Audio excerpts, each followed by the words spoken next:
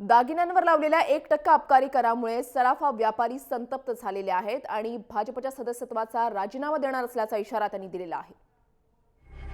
सराफ व्यापाऱ्यांचा मोदी सरकारला इशारा, भाजपला रामराम करणार सराफ। अबकारी करावरून सराफ आक्रमक, सराफ व्यापाऱ्यांचं दबावाचं राजकारण। आमच्या मागण्या मान्य करा, नाहीतर खुर्च्या खाली करा, रद्द करा, एक्साईज ड्युटी रद्द करा। शेटजी भटजींचा पक्ष ही भाजपची पूर्वीपासूनची ओळख।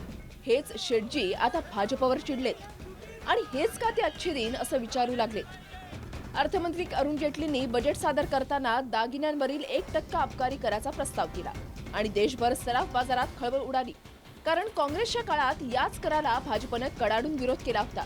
आता सरकार आल्यावर खुद्द भाजपच हा कर लादतोय, त्यामुळे संतप्त सराफांनी बंद आंदोलन सुरू केलं। त्यानंतरही सरकारनं कर मागे घेण्याची तयारी न दाखवल्यानं देशभरातल्या 2 कोटी सराफ व्यापाऱ्यांनी दबाव तंत्राचा वापर केलाय।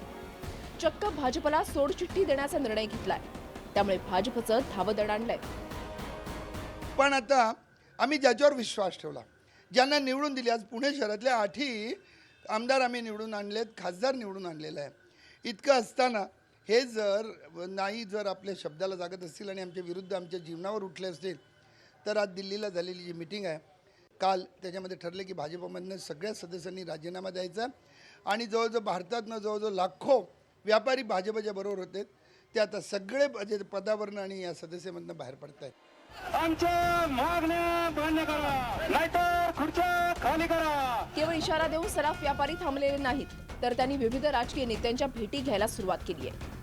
अलीकडेच सराफांनी मनसे अध्यक्ष राज ठाकरेंची भेट घेतली। राज ठाकरेंनी अलीकडच्या काळात वारंवार भाजप आणि पंतप्रधान मोदींवर केलेली टीका लक्षात घेता व्यापाऱ्यांनी त्यांची भेट घेतल्याचं बोललं जात आहे। त्यामुळे मोदी सरकार दागिन्यांवर 1% अबकारी कर लावण्याचा निर्णय रोलबॅक करणार की वर्षानुवर्ष पाठिंबा देणाऱ्या शेटजींना अंतर देणार, याकडे सर्वांचं लक्ष लागलंय। आमच्या मागण्या मान्य करा, नाहीतर खुर्च्या खाली करा। ब्युरो रिपोर्ट, जय महाराष्ट्र। रद्द करा, एक्साईज ड्युटी रद्द करा।